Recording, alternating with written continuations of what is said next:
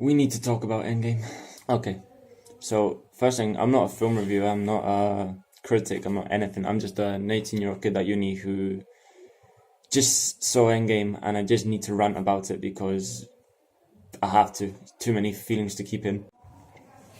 I mean, I don't think since like 2003, when Lord of the Rings Return of the King came out, I don't think there's been a better saga closing film since then until Avengers Endgame. Maybe Harry Potter and the Deathly Hallows, but maybe I don't think it was.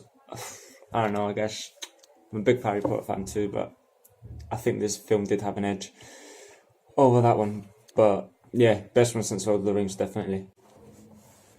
Okay, so first off, kudos to the marketing team because, geez, they managed to get geeks, freaks, non-geeks, non-freaks, normal people to watch this film with just a trailer that could get anyone pumped, and yet there was only like the first act of the film was in that trailer, except for maybe a few shots, and that is just huge achievement. I mean, I didn't like how in the Infinity War trailer they didn't spoil it, but you knew that Thanos was going to get to Wakanda at some point because you see the with Captain America. So yeah. First of all, kudos to the marketing team. Also to the directors, John Anthony Russo, absolutely fantastic. So one thing that I loved about this film was all the callback to the other MCU film. I mean, obviously it's going to have callbacks because it's a closing chapter of the Infinity Saga, which is the first three phases. And so they just went in the time travel warpy thing. They did all of the they visited all of the earlier films, and I thought that was just great callback. I mean,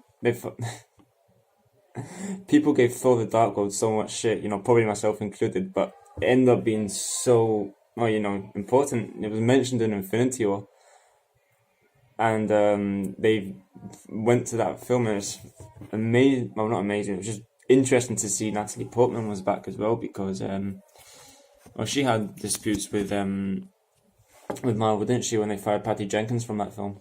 Scenes when they went to the Avengers Tower from the first Avengers film were amazing, but because it's quite interesting as well because you wouldn't actually think what happened after the events of the Avengers, like when you met Alexander Pierce and all that, Robert Redford.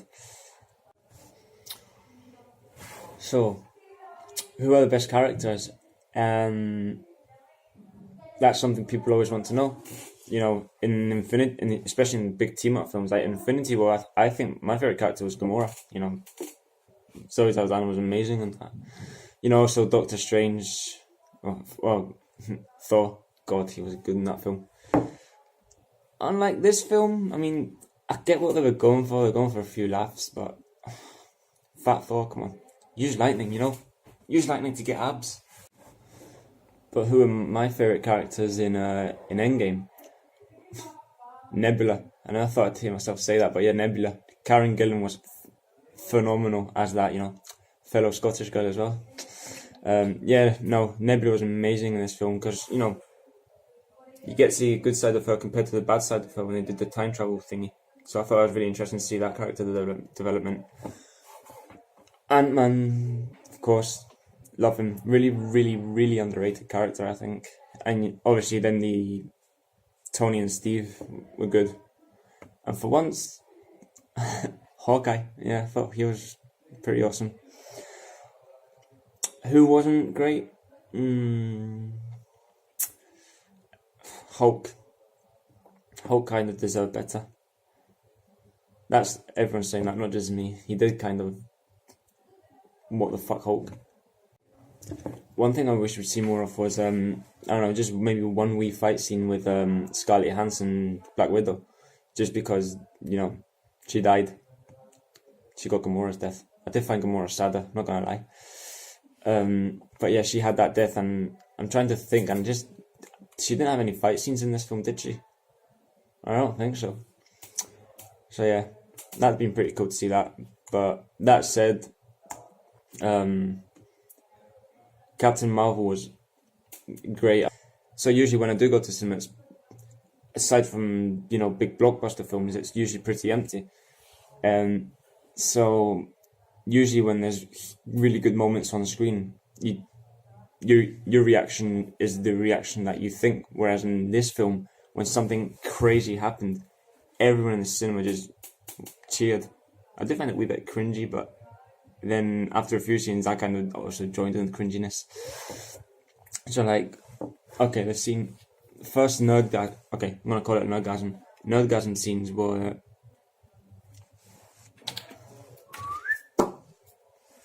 Captain America holding Mjolnir. That was for some reason I thought it was just Mjolnir was saving Thor by himself. I didn't even think that was gonna be Stevie. And then what's the other one? When all the portals opened, that's 11 years in the making, isn't it? It was flipping awesome. Alan Silvestri, the composer, did a great job in the film. And of course, your boy Tony dies. That was knife to the heart because, well, obviously, everyone expected it, but for some reason I didn't. I thought it was going to be Captain America would die and Tony would retire. Turns out it was the other way around, and it was sad as. Yeah, the funeral scene, especially when it's just the wee girl, his daughter, Morgan, I think, with Pepper, proof that Tony Stark has a heart, and just the throwbacks to the first film was amazing. Like when Happy said to his girl to Tony's girl that he loved burgers, because in the first scene when he gets off the plane, the first thing Tony wants is a cheeseburger. It just hits right in the feels. Every MCU character that was relevant or important, except for Miss Gamora, was at the Tony's funeral, or whatever was his wake, where he's just going away into the distance in the water. And just for some reason, the character was alright, but for some reason it just completely hit in the feels when you see the wee kid from Iron Man 3, Harley, all grown up just at the funeral. It was really sad. So yeah, that was the end of Tony's arc, and I was talking about closing arcs. Captain America's arc, Steve Rogers. I'm not sure how I feel about it. One of my favorite, no, not one of my favorites, but for me, one of the most underrated films in the MCU is the First Avenger, Captain America: The First Avenger, and you see him fall in love with Peggy. You see his friendship with Bucky. And in the last scene, he ends up getting his dance with Peggy, and I think that is a perfect conclusion. Except didn't Peggy have a family or something like that? Is he like now all of a sudden just getting in the way of that? Also, I absolutely love Sam Wilson. I think he's one of the best sidekicks in the saga, but Bucky should have had a shield, in my opinion. It's Steve's best friend, and he's also got the super soldier serum, so he's strong as. When you just see everyone coming out the portals, everyone in the cinema's cheering and applauding and smiling, and I'm just, I was happy and all that, but for some reason I felt the happiest man in the world when I saw the Wasp, Hope Van Dyne. Probably because I've forever been in love with Evangeline Lilly ever since Lost.